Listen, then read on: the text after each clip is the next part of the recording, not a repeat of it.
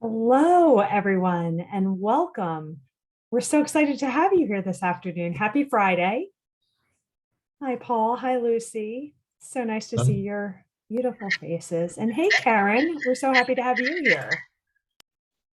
So, I am Jamie Stewart. I am an Associate Director of Affinity Engagement Programs with the Office of Alumni Relations here at Johns Hopkins University. Before we proceed, I'd like to acknowledge our sponsors, the Arts, Entertainment, Media, and Entrepreneurship Affinity, and the Johns Hopkins Carey Business School Women's Alumni Network. Now, before I turn the program over to our speakers, I encourage you to ask questions in the Zoom Q&A located at the bottom of your screen. Now, it is my pleasure to introduce Karen Horting, Executive Director and CEO of the Society of Women Engineers. Very impressive. Karen, turn it over to you. Thanks, Jamie, and welcome everyone. I am so excited to be here. As Jamie mentioned, by day, I'm the Executive Director and CEO for the Society of Women Engineers. We're about 42,000 women globally, but I also am a proud Hopkins alumni, and I serve on the Carey School of Business Dean's Alumni Advisory Board. We just had a meeting last week and excited about some of the things Carey is doing to grow the programs there and to make sure that we are delivering curriculum that's relevant for the 21st century business leader, which kind of brings us to our topic today. We've got two amazing subject matter experts who are going to take us through the topic of what's stopping you, 6 critical strategies you know about but aren't doing.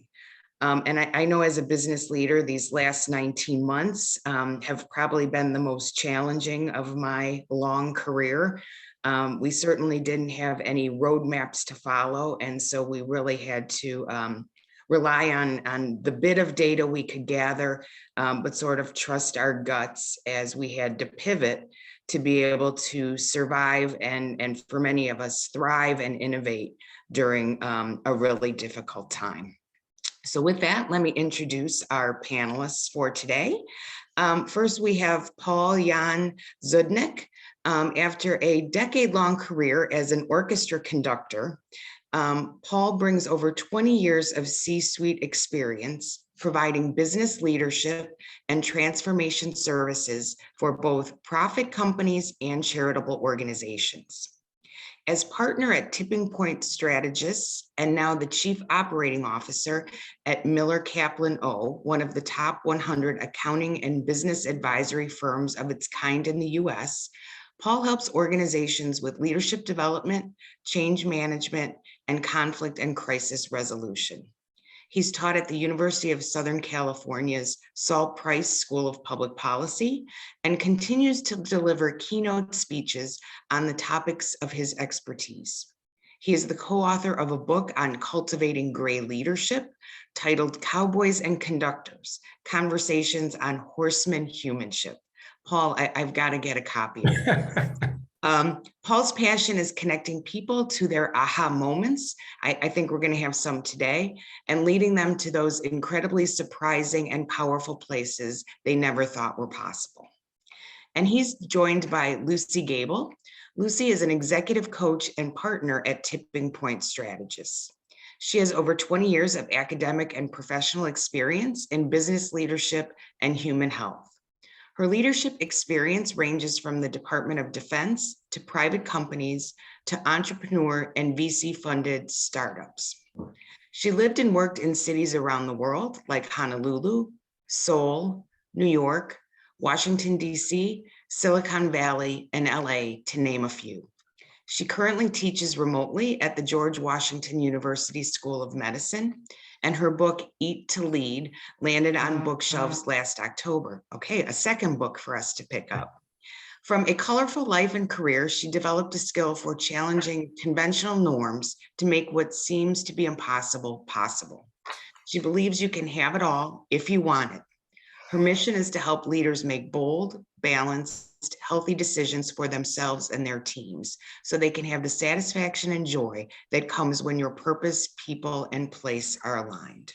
So let's turn it over to Paul and Luci, and please let's use that chat liberally to ask questions. All right. Thank you, Karen. Thank you, Jamie. Really appreciate being here today. We're going to share our screen, which is always the most difficult part of this presentation. All right. Does that work? We can see it. Awesome. So we're past the hard part, getting the technology to work. Thanks for joining us, everyone. We appreciate it. We are really passionate about this topic, and it is really the foundation of what we do and what we talk to our clients about. And we work in all industries, all sizes, all geographics. Organizations who are large, small, who had just started, from literally startups to those who have been in business for 80 plus years. And we found that the things that we'll be talking about today, those 6 critical strategies, we have found are the foundation no matter what business you have, whether it's, again, for-profit or nonprofit. So we hope that this is helpful to you. And yes, please ask questions along the way, as we will ask questions of you. So in these 6 strategies, there are really 3 big buckets. One is purpose. What is your organization's purpose? Why do you exist? Who are the people that you have helping you with that purpose and see that purpose through? And then what kind of place do you have? What kind of culture is that all sitting in? Because these 3 things are really the foundational pillars on which to place everything else. If you don't have this, then you're really placing everything else on quicksand. Yes, and many leaders know this, but few leaders are implementing it. Why? Why do so many people know what needs to be done but don't do it? During this talk, we're going to investigate that and the consequences. Maybe you'll have an insight into why you might not be doing some of these things yourself. So these ideas already also affect your bottom line. So it's not just feel-good, touchy-feely things, but it really does. These intangible assets of purpose, people, place, they make up 80% of a business's value. So if you're going to sell, if you're going to value your business, really looking at these 3 buckets are what's most important. And there are many, many surveys and research articles around this. Also, when you don't have a focus on purpose, people, and place, you're really only tapping into 15% of your employees' full potential. 15%, that's a lot of wasted time and resource if not focused on these 3 things. And then companies who do focus on the intangibles have a huge surge in productivity, employee engagement, sales, and profit. And the biggest thing that we're hearing nowadays is lower turnover if you're focusing on this. Right now, it's very difficult to find employees, keep employees. And so if you can focus on these 3 areas, that will also mitigate that. Yep. Various research groups found upwards of 51% of the people they polled were planning to leave their jobs after COVID was over. And now, as we speak, we're observing the big shift and the great hiring rush. So we're going to talk about why people leave and why they stay and how you can protect your company from fluctuations like this. We now know that on average, it takes 1.5 to 2 times an employee's salary to replace them. You can do a little math now and multiply the hourly pay of a new hire for the first few months when you're not getting much productivity from them, and then add the hourly pay of all the other workers who have to help the new person in the beginning and your time that you spend. You're going to get into 5 and 6 figures very quickly. And that's just those numbers. It's not everything. So moving on, we're going to share with you what we've boiled down to 6 strategies. The secret ingredients that successful companies know and use today to avoid crises, be resilient during crisis, and consistently come out on top. So let's get into it. Strategy number 1 in the purpose bucket. So in your chat, if you could just tell me what you see here. What does this picture depict?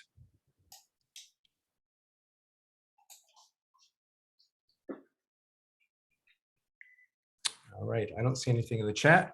Got one. Lots of Lots choices. of choices. Perfect. We'll stick with that one. That's right. You're too many. Too many. Definitely creates headaches. That's right. So, one time I went to buy a pair of headphones, and I thought it should be easy, 2 seconds, right? I looked at this. This was kind of the similar thing. There were 50,000 headphones that were options. So really, our first strategy is to flaunt your extreme differentiator. What do we mean by that? What makes you different? What makes your organization different, your company different from anybody else? And why should someone choose you? Again, that one of those bottles of wine, why should that come from your vineyard? Or why should that headset be chosen by me from your company? We actually had an example of this. One of our clients is a winemaker in Sonoma. And, I asked him, what is your differentiator? And there are thousands and thousands of wineries around the globe. So why should someone choose you? And he leaned in and said, because we make excellent wine. And, nowadays that just doesn't cut it. Clients, customers, they expect, we're not in the dark ages anymore. They expect that your product is going to be excellent, that whatever you're selling them is going to work. So you really have to think beyond that and reflect it in your purpose statement or your mission statement or your business plan. Yes, we're talking about your company purpose, basically, or your department or your team purpose. This is really about your big why. Why do you exist? So many successful business people have publicly said having a strong connection to your why, to why you're doing what you're doing, is of the utmost importance because it's what's going to motivate you when things get hard. And there's a saying, we need to ask why at least 5 times in order to get the real answer. And I do this with people. I was working with an award-winning architect who was developing an absolutely gorgeous health club and spa in the middle of downtown DC. And in the beginning stages, I asked him why he wanted to get into this business. This wasn't his area of expertise, of course. And at first he said, to make a boatload of money. And okay, I said, all right, well, really, why? And he said, well, because I did the research and I found out there isn't a competitor like it in the city and actually around the country and the world. And of course, you might think that's fine. That's a good enough why, right? But I didn't want to stop there. So I asked him again. And he said, because balancing the work that we do in our careers isn't only about relaxation. We need to make sure our bodies stay strong and mobile and our minds stay agile. So I want a place where people can go to get both. And I said, okay, that's a great idea. And now why? Why really do you want this? And he said, because I want to enjoy this myself. I deserve this. I'm one of those people. I can relate to this need. So his purpose statement ultimately was, the work deserves the reward.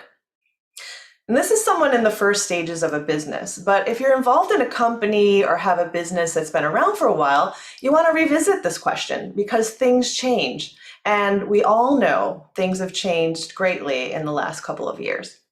And if we have a team, we want to involve them in revisiting it because we want it to be their why too. When we give people the opportunity to participate in decisions and direction of a company, it gives them a higher sense of purpose and it shows them that they can make a difference at work. It's inspiring to work at a place you're helping to shape. And this is the kind of inclusion that fosters the strongest kind of motivation, which is intrinsic motivation. And we'll talk more about why that's so important shortly. So we've given you an idea of what you should do, why you should do it. And we wanted to put up here an actual mission or purpose statement by an actual company. And we'll ask you what this company is in a second. So get ready to type your answers into the chat. If you know who this company is, then don't type your answer in. So Belong Anywhere is their purpose statement. And there are 7 things that are really important about this kind of statement. 1, it's focused. It doesn't go on for pages and pages. I have seen mission statements that literally go on for a full 8.5 by 11. And by the time people get to the second sentence, they're already lost.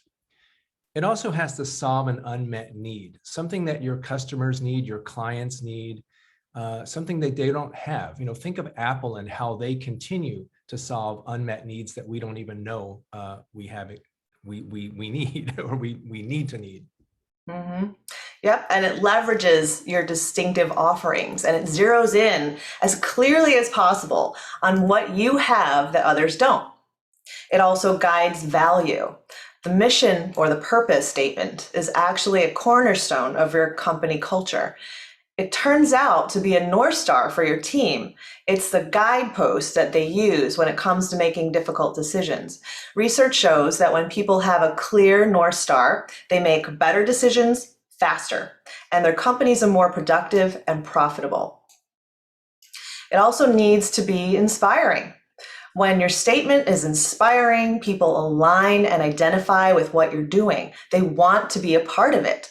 It creates loyal customers and team members. And who doesn't need that? This is also timeless. Not only is the need to belong timeless, but it's not kitschy. It's not something that will sort of be obsolete in 2 to 3 years. And I think that that's important to think about when you're thinking about your purpose statement, is to think long-term and how does your company, your organization pivot in times of change, including the one we're in right now, which is COVID. And last, it needs to be sticky, memorable. You know, when I saw one billboard one time 20 years ago in Minneapolis, and it was an advertisement for a whiskey. And it just had the picture of the bottle, and it said, makes your band sound better. And that just caught me, and I have never gotten that out of my head since, because it sticks with you, right? It's something that we know, we've experienced, and is a bit funny as well, and timeless. So with that, does anyone know who this company is? Chad, put it into the chat. First one wins a Maserati. And Jamie will have to take care of that for us after. No one? That's interesting. We don't, either no one knows or no one cares. So That's no. okay. There we go. We've got a winner. Airbnb is exactly right. Great. Airbnb's purpose statement. So moving on to others. Yeah, I also want to mention, Paul, that is so cool because you're a conductor. So that billboard hit you, the exact right audience. How cool is that? I also used to be in a boy band. So yes. Oh my gosh. Twice. Hit you twice. Okay, so yes, here are a few more examples. Let's see if these purpose statements are memorable enough for you to guess the company. This one you've had a couple seconds to look at. To inspire and nurture the human spirit, one person, one cup, and one neighborhood at a time. Who is that? Chat it. There we go. There you go. Starbucks. That's right. And next. To organize the world's information and make it universally accessible and useful. There you go. That was pretty quick. Google. I think somebody saw the slide ahead of time. Oh. And making humanity interplanetary. Who's that? Let's see who we have here that follows this kind of info. There you go. SpaceX. We got a bunch of great. Yes. So Jamie, it looks like we have 3 Maseratis to give away. Talk to Jamie after this presentation. Okay. So your takeaways for strategy 1 under the purpose subheading is to have a mission that guides you, to know your why, to involve your team in developing your why, and brand your differentiators. Now, before we move on, I just want to say we're going to have one of the questions or one of the takeaways in orange, and that's the one that we think you should dive into ASAP because the time is ripe for it right now.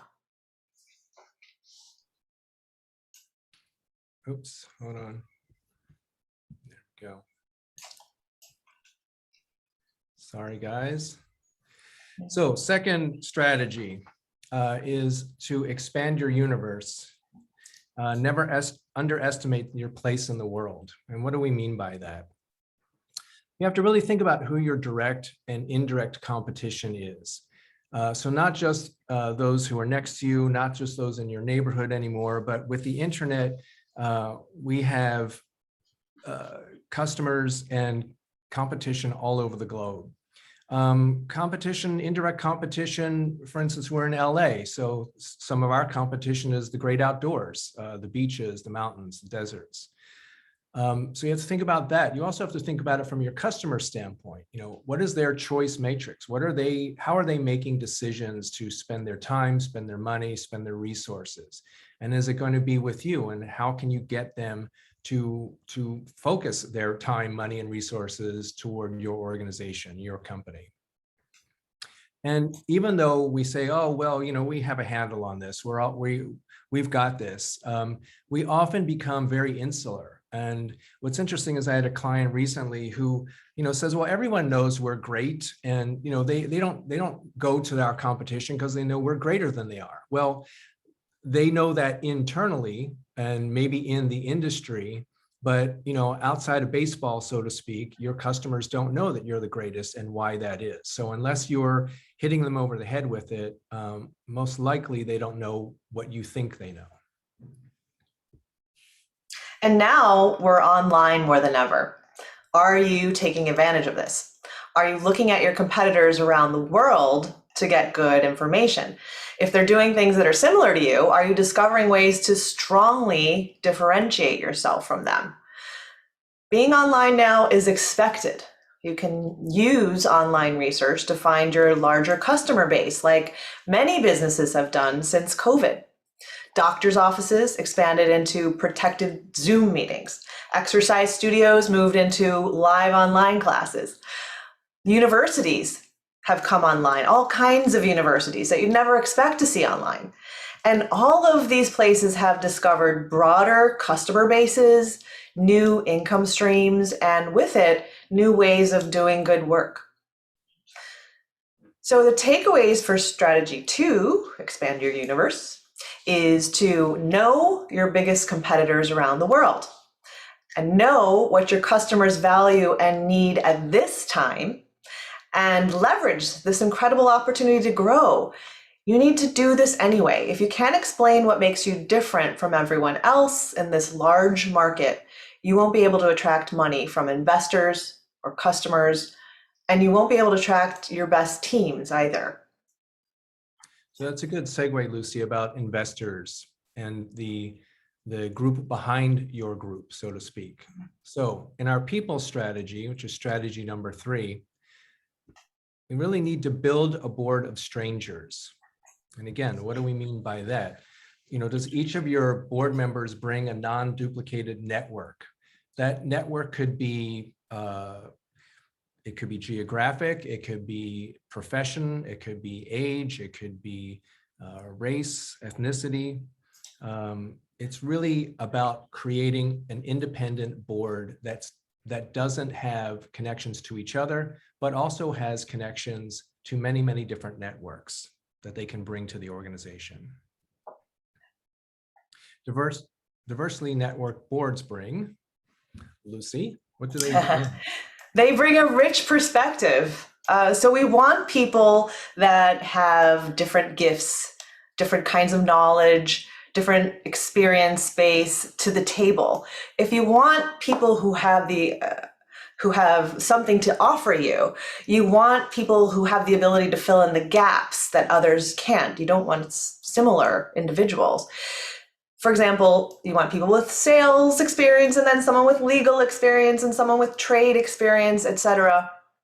You also, though, want people who you can trust to tell the truth, not simply try to keep you happy. And you want people who will hold you accountable, not let you play small. And you also want people who are objective with you and can keep things from getting personal. So hint, hint, it's generally not family. And in one organization I worked with, for example, the husband was the owner and the wife was on the board. Sometimes he would make a decision and come back the next day and do a 180. And we thought this was pretty weird. I couldn't tell what was really going on there for a while. But then I finally put 2 and 2 together after a while, and I realized that he was coming back from having a discussion with his wife, and he was making business decisions to keep things peaceful at home. That, of course, is not a successful way to do business. So it's not what most people think. Having family on your boards or working with them doesn't, in fact, make things easier. Actually, it brings in complications that you need to carefully weigh out before you invite them in. Right. And it's, it's sometimes you need to do this when you're a startup or you're a small company and you bring your family and friends in. But as you grow, and hopefully as soon after, you need to diversify your board, as Luci's talking about, so that you really have objective governance, that people are there for the organization, making organizational decisions, not personal decisions that affect them, that also may affect the organization. And I see this both in nonprofits and for-profits all the time. And it also helps with a healthy revenue mix, so that, again, if you have different networks, you're bringing those networks investments to your company. Or if you're a nonprofit, you're bringing your networks, your board's networks, fundraising opportunities to the table. If you have 20 people around the board table and they all have the same network, or 2 or 3 networks combined, very soon they're going to cannibalize those networks and you're going to run out of money. So it's very important, not only from a governance standpoint, but from also basic profit standpoint. So the toolkit takeaways here under the people is identify those expertise gaps, those places where you need some expertise help, but also those places where you need those network connections. And LinkedIn has become, even more so recently, much more sophisticated when it comes to finding people. You can do all kinds of searches, and it's really amazing who you can find or remember from your past. So use LinkedIn. And I always hear the same thing. I don't know anybody. Well, everyone has at least 5 networks. Your friends, your family, your neighbors, your coworkers, the people that you stand in line at the grocery store every day. You're the people at the gym, people at church, people at wherever you go, whatever membership group or affinity group you belong to. So you have networks. And there have been many studies to prove that we are actually connected to everyone in the world. In some way or another, we are connected to everyone globally. So there's no excuse to say that you can't find someone who can help in this area and provide that board of strangers for yourself and your organization. So, yes. So strategy number 4, yes, is people. And that would be settle a racehorse team. Racehorse team. Everyone says, what's a racehorse team? A racehorse team is when you have exhausted every last resource to create the world's greatest team. Not just a good team, not just a team who shows up on time and does their work, but the world's greatest. And you really have to look hard and don't hire quickly, because you also need to cut that toxic 1% that we all seem to have in our organizations. That person who sits at the end of the table with their hands crossed all the time and tells you, we've done that before, that doesn't work. That one person, so say if you have a team of 100 people and you have one person that's just saying, it doesn't work, we've done that before, always, brings negative energy to the table, that one person will eventually create a situation where the other 99 will walk away. I've seen it before, and often we don't deal with that toxic 1% because they're a friend, they're a family member, or they've been there for 20 years or 40 years, and they've just got a couple more years to retire. So let's let them just stay on. Well, those couple of years will actually destroy the rest of your team if you let it.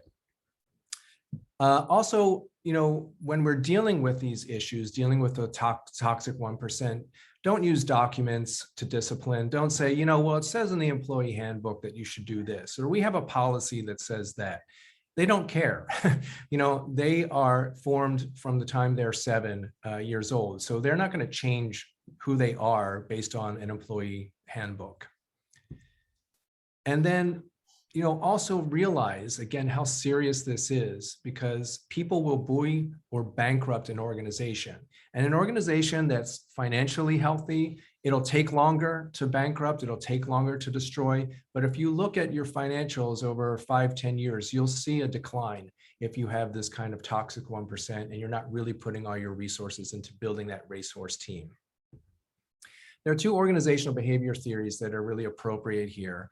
One is a social comparison theory, where we're really comparing ourselves to everybody else in our network, in our sphere. Think of Facebook, Instagram, where people are posting these awesome pictures that they're in Hawaii or they're having this fantastic meal. And you think, wow, here I am sitting here on a Friday night, and this person is out at such and such restaurant having such a great time. I must be a loser. So we're always looking to see what other people are doing and how it compares to our life. The other thing is this equity theory, which really is more about the workplace and people always assessing and keeping tabs on what's fair or unfair. And this has happened since our childhood, right? I mean, your sister, your brother, if your parents treated them differently than they treat you, then that irks you, doesn't it? And it affects your motivation, it affects your attitude, and affects behavior. So if we don't deal with these things and understand that they're important, again, you'll have a mutiny on your hands. Yes, and the first step in having the best team is obviously hiring the right people. And we all know that many companies are doing the hiring right now. There are many different perspectives on what to look for when hiring the right people. Paul and I agree that the company obviously needs to hire for expertise, but also prioritize things that can't be trained into a person. Like Paul mentioned earlier, values and personality, for example, are things we can't train. We have to look for. I know that you're looking expediently, trying to fill that spot as fast as possible, but you do need to take the time in the beginning. It's really worth it. And then when we have that racehorse team, we need to nurture intrinsic motivation. As I mentioned earlier, intrinsic motivation is the strongest motivation there is because it comes from within rather than from other people. This is important for a leader to have people they don't always have to light a fire under. It takes a lot of work, right? So intrinsic motivation is not only what'll help you, but it'll help your team stay with you. Can leaders actually influence intrinsic motivation? Well, psychological research says we can. And from over 50 years of research on leadership and motivation, Gallup finds that jobs are much more than a paycheck to people. Your best people are looking for purpose and meaning in their work. They want to be recognized for what makes them unique and for their accomplishments when they have them. And they want trusting relationships at work. They also want leaders who can coach them to be better at what they do. In one of my positions, I was asked to make a department more profitable. They had tried hiring more people, selling more services, changing their marketing, and none of these were working. When I came in, I found that the company forgot to look at the team. Now, this team was made up of the highest level professionals, so of course they weren't looking there. But ultimately, I found they didn't have a leader who was helping people to have a reason to come to work. The team didn't feel like their strengths were being nurtured or developed. So they didn't feel loyal to the company and they weren't motivated to perform except for money. I helped the department address these needs, and in 10 months, they made 115% of what they made the year before. and they were on track for continuing in this direction. So we can create a culture that nurtures intrinsic motivation so we can keep a racehorse team. And you're probably hearing the same thing, Lucy, right? There are a lot of commercials and reports rather on news stations that almost every day I'm listening to. People are leaving not because of the money, but because of the intrinsic value and how they're valued by their company, or not valued in this case. 100%. I mean, that's all I'm hearing, right? Yeah. So, oh, your turn, Paul. So this is a great example of that, and it doesn't have to cost a lot of money. This is actually a certificate that I saw on LinkedIn by one of my networks. His firm gave them the nicest partner award. And why? Because he brought cookies in. So it's not that he, made his budget. It's not that he was this, great leader. He just brought in some cookies for people and made people feel good and valued. So it works. Right. So easy, right? Doesn't have to cost money. And the takeaways for strategy 4, which is saddle a racehorse team, is basically a bunch of questions for you to think about. It's like an exercise for you to do later.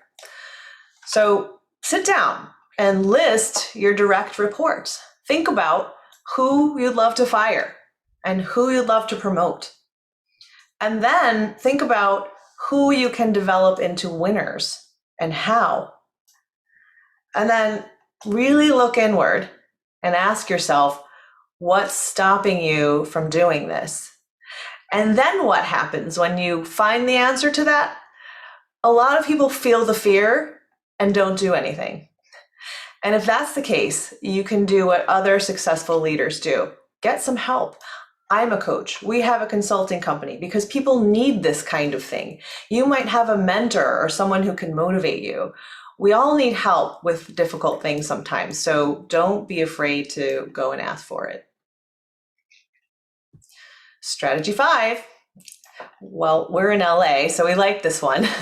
Know your lines. And what we really mean is know your role and help others know theirs.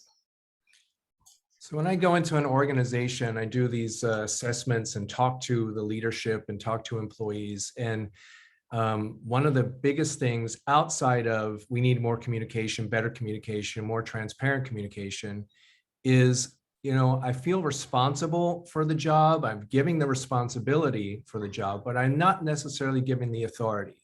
Unless, I make the right decision, then I have the authority. So, but in general, people feel like they have all this responsibility, but they don't necessarily have the leeway to make those decisions and not be questioned. And not be questioned because they know what they're doing. They have the expertise. So make sure that that you provide the responsibility, but you also provide the authority, or that you have the responsibility and you also have the authority, depending on where you sit in the company. And that's important. Are you a star or are you a supporting role? And don't confuse these lines, because I see this again in nonprofits where board members are brought onto the board, and if they're not clearly told about why they're being brought on, they feel they're being brought on for their expertise. And some cases that's true, but you have staff who are the subject matter experts, and those subject matter experts should be running the organization because they're on the front line. Now, you may get some advice and governance support from your board members, but those board members, say in marketing, who are the chief marketing officer for a company, shouldn't be coming in and telling the marketing director of a nonprofit unasked what he or she should be doing. So make sure you know what role you play. And document what's expected. What's expected of your board members, what's expected of your staff members, what's expected of your volunteers. I often hear that, well, they're just volunteers, there shouldn't be any expectations. Well, that's usually when organizations get in trouble. So make sure that you have a job description, again, even if it's a volunteer job description, that's measurable, that's attainable, so that you don't have 7 pages of superhero activities that no one can attain. And that's also reasonable. And again, so that when things go wrong, you're able to point back to this and see, here's what we agreed to, here's your role, and here's what's happening or not happening. Yes, job descriptions are like one of those sleeper movies. They don't seem exciting, but they're a big deal. They're a cornerstone of company culture. They really help things run smoothly in the long run. You probably know it's one thing to talk about culture, but it's another to bring it into reality.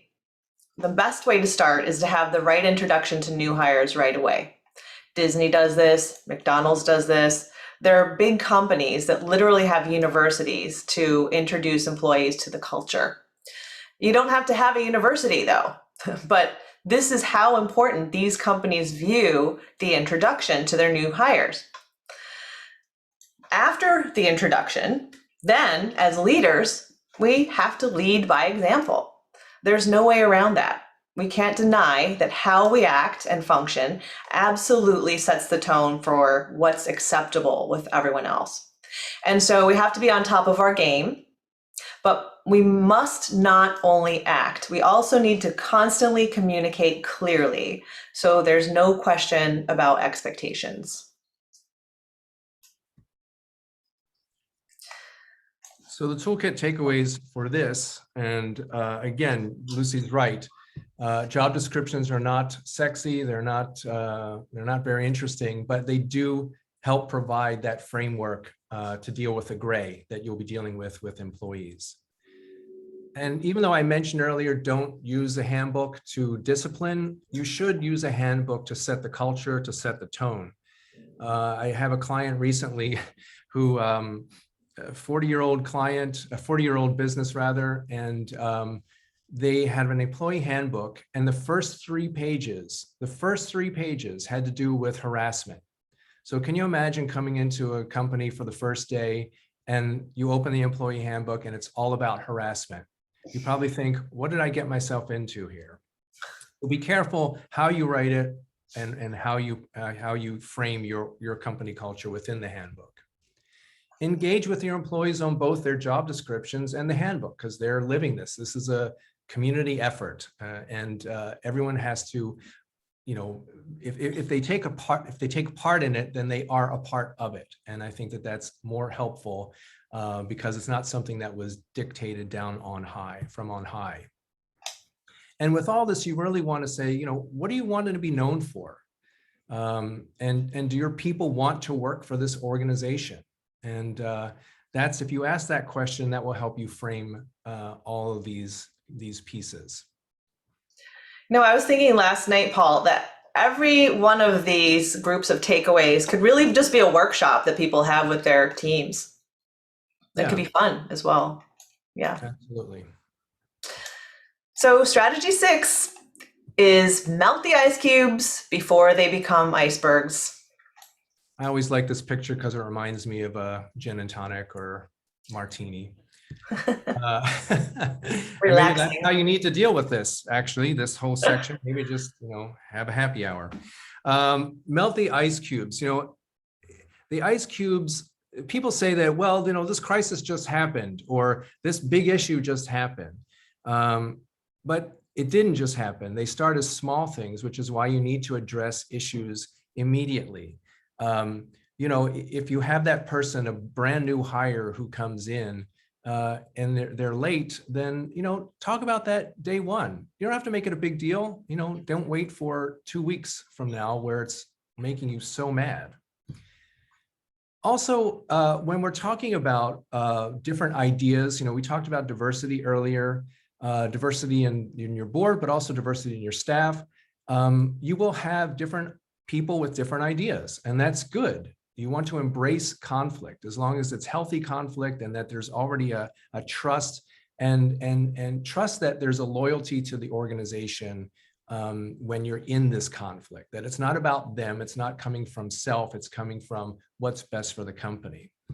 And what you really need to do is embed that in the culture so that when conflict happens, it's a usual experience. It's not something that's unusual. Because if you only have conflict every once in a while, you won't be used to dealing with it and it won't feel natural. So it'll feel icky. Yep. Speaking of icky, I think a lot of people are having that icky feeling right now. So when addressing the ice cubes, hopefully we can help a little with this right now. We need to test our assumptions first. There are too many things we can get wrong in these conversations, and I think that's why it can be so scary. One thing that's really helpful for a leader in these situations is to assume the role of a coach. Great coaches ask skillful questions rather than diving in to teaching or telling right away. And there's a coaching style I use, it's called Coactive Coaching. It assumes the client has all the answers within themselves, and the coach's job is to bring it out. And I find after trying all kinds of techniques, this is what really works when it comes to helping people absorb information and make changes. Neuroscience shows that when we teach or tell people things, and it's unsolicited, it usually turns their brain off from listening to you. However, when we ask questions, it opens up the brain to conversation, problem solving, and ultimately learning. It literally creates new connections between nerves inside the brain, and that creates long-term memory. So once we've asked as many questions as possible, we can then teach or tell the rest of what they may have missed, and it'll be well received. As leaders, when we address the ice cubes, we're cultivating trust with our team, and we're cultivating a resilient culture, like Paul was speaking about. When I was writing my recent book, I was reviewing the research to make sure everything was up to date. And of course, I'm sure there are definable attributes that make someone a leader who people want to follow and also lead companies to success. Some of these attributes haven't changed since the 50s. These are things like transparency, authenticity, integrity, humility, being a good communicator. And then there are emerging attributes that are only now becoming defined. These are things like speed. Speed has been found to be a direct predictor of whether someone is viewed as a good leader. These kind of leaders make faster decisions, get back faster with signatures and emails, hold short to the point meetings, and otherwise communicate briefly and clearly. And speed doesn't just influence how a leader is perceived by others. Research finds organizations with these kinds of leaders turn out to be more profitable and rise to success faster.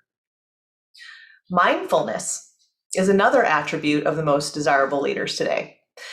Even when these leaders act with speed, they think before acting. Mindfulness encompasses many other attributes, though, like being present to people in conversation, being situationally aware, empathetic, and in tune with the needs of others. And a final attribute that's come up recently is health awareness. And I want to make it clear that it's not just offering health benefits or having a workout class or meditation in the cafeteria once a week. It applies to the entire employee experience. People want leaders who see them as a whole human, not just the parts that were hired to do the work. And they want a sense of inclusion and safety, fulfillment, acknowledgement, and a sense of self-worth. And this feeds directly into mental and physical health. We even now know that these lifestyle situations influence humans' health down to the smallest molecular levels, that being our DNA. So pulling back from the weeds, when these conditions are part of the culture, it's so much easier for leaders to address the ice cubes when necessary. So our toolkit takeaways, our last strategy here is build that healthy conflict and embed it into everything you do every single day.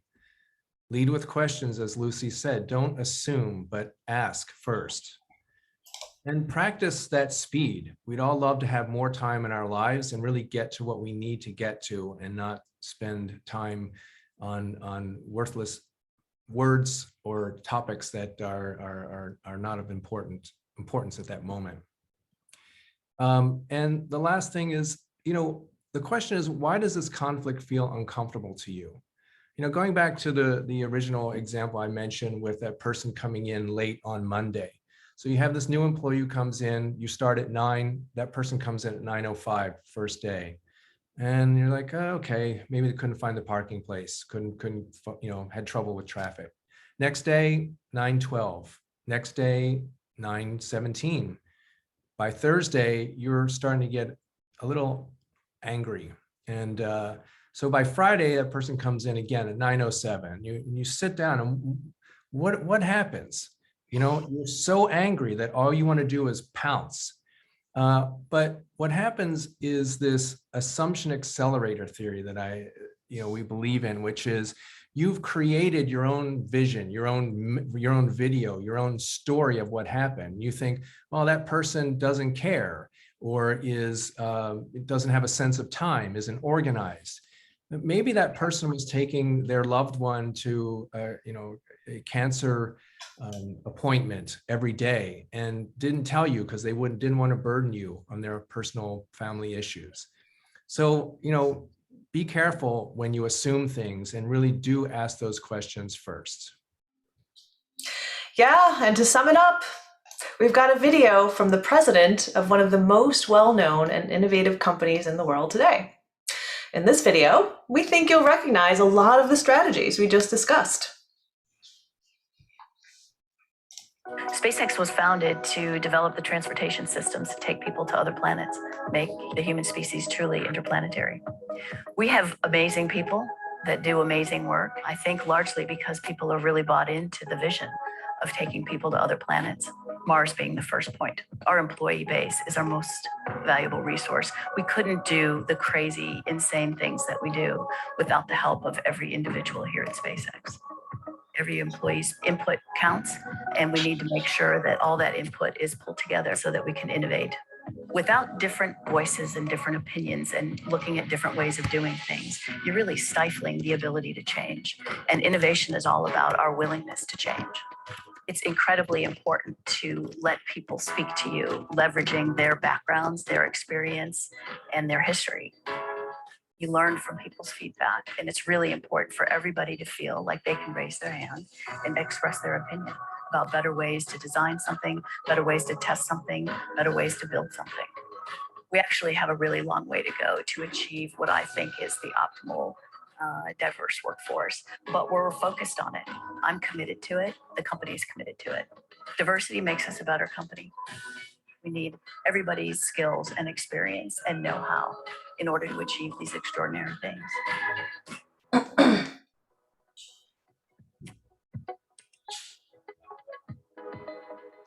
So crazy, insane things are able to be achieved when you have the right people and asking the right questions and listening to them within the right culture. So a great way to wrap this up, Lucy, for sure.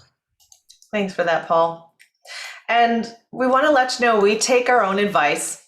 We've done our homework, and we found that our differentiator is that we've been in leadership roles and we know what it's like to implement these strategies. And we have seen actually what happens when you don't. Therefore, when we work with a company's leadership, we get in and we roll up our sleeves with them. We don't just do an evaluation and leave people with a prescription. We hold regular follow-ups to make sure the organization is moving forward the way they want and have the support they need until they're ready to take it on their own. And as Paul mentioned in the beginning, we're so passionate to see corporate culture change in America. We really want this to happen, and we want to be helpful with accelerating it. So we spend complimentary time with people when they call us the first time, just to help them get the ball rolling in the right direction, whether they sign on with us or not. So to wrap all this up and we get to our Q&A, here's your accountability challenge. First, think of what your purpose is. What is your organization's extreme differentiator? And is it clear to your team and your market? So not just coming up with it, but making sure folks know what that is. Do you have the right people to then implement that and put it into motion and achieve those goals? Do you have that racehorse team?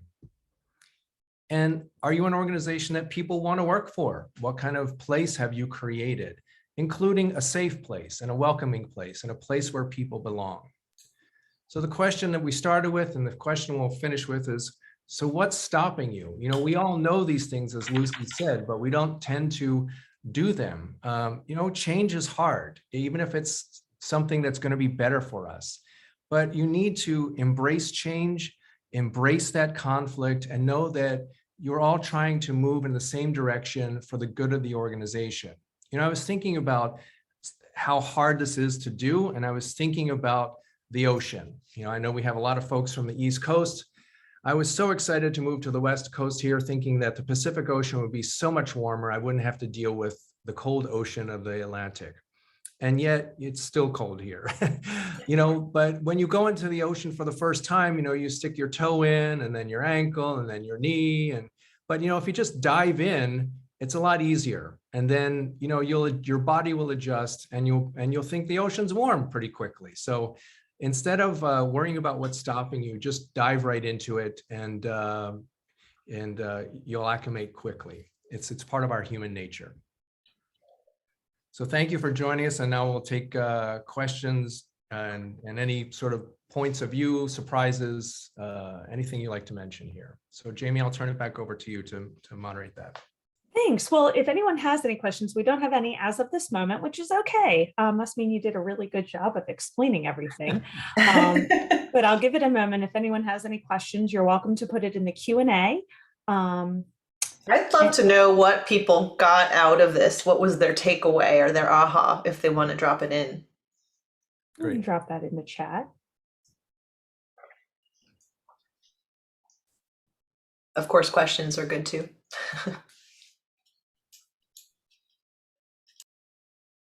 Barbara's still thinking about it. Yeah, it was a lot to absorb, you know, so I think some people may just be processing what you shared. We're excited about your books. They look great. I will certainly share links to those books in my follow-up email. Thank you. Thanks, Jamie. Yeah, no problem. We really enjoyed this. Absolutely. And we're pleased to be here. Yes, Yeah. Governmental organizations are the same as private, as the same as nonprofit. I think that, you know, sometimes we, there's a comment that's, you know, that this works in government organizations. It works in every organization. You know, the only difference between for-profit, nonprofit, government really comes down to some tax structures, some ways of financially doing business. But from a foundational standpoint that we're talking about, this works in every organization. Again, from small tech startups in Silicon Valley to, you know, large global companies. And in government, there's more paperwork usually, but there are a lot of large organizations that have just as much. So don't let the paperwork stop you from pressing forward, please. Exactly. And yeah, don't underestimate being an empathetic leader. You know, I hate this, you know, leadership comes from the top, but leadership is, you know, as Lucy said, is you have to be the example. And if you're the example, that will flow down. So instead of thinking of leadership as a dictatorship, thinking of it as a empathetic leadership, and that should translate into a fantastic culture. I love that Karen said, don't underestimate being an empathetic leader. Yeah. I think especially this past 19 months, we've seen how important it is, because nobody is going through this the same way. And so, you know, listening to people, asking questions, I think goes a long way toward retaining folks. That's right. And being surprised, allowing oneself to be surprised, like Paul went over so well, when we don't assume. There's so many times that we're surprised about what people know or what they're thinking. And Yes. Deanna also has a great point that this works in your personal life, which is absolutely true. All of these points work in your personal life. Yes, well, we're getting close to the end, but we have we have two questions. Thoughts on how major corporation impacts those around them. For example, Amazon sent their Seattle employees home to work, and many small businesses tanked. Do you have a response to that?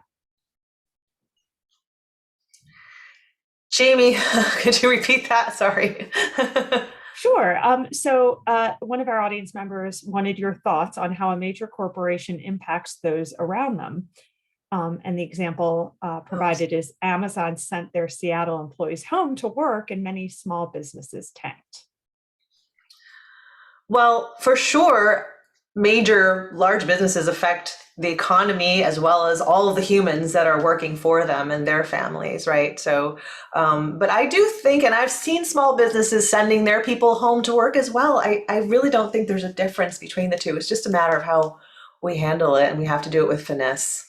Yeah, but it does point to the ecosystem that we've created with brick and mortar businesses. I was just listening to a restaurant here in LA that relied on businesses around it. And when those businesses and their employees went home or weren't there during COVID, they didn't have that lunch crowd or that just after work crowd. So I think, as we go forward, I think this COVID has really allowed us to understand what the ecosystem is on all levels. And it's not about a big business. It's really about how we're all interconnected, which is maybe the silver lining, right? We're all interconnected and what we do affects everybody else. And if we're more mindful about that, then we'll make better decisions as we move forward. So one last question for you. You may think you're doing a lot for people, but are not feeling a return engagement. How can you do things differently? Well, I'm going to ask you a question in return, and that is to think about whether or not you're asking for the return engagement. Because sometimes usually that's why. Are you just giving and not asking? People don't think you need anything. Or, this is another presentation in itself, and part of my book is you have to understand every person's needs, and don't assume, going back to the assumption theory, don't assume that you know what they need, because you may be giving them something they don't really need. So of course they're not going to thank you for it or react to it if you're giving them the wrong thing. So really be connected and understand individually what people need, and then step back and see how that works from a collective standpoint. Well, this has been so wonderful, and we're out of time, but we want to thank you for your time and your talent today, and thank our audience members for joining us. You'll get a follow-up email with some information and a calendar, and hopefully you'll join us at some future events. So Luci, Paul, always a pleasure. And I hope I see you guys again soon. This has been so fun. Thank you for your time, and have a wonderful rest of your Friday and a great weekend. Thanks for having us, Jamie. Thank you, Jamie. Bye, everyone.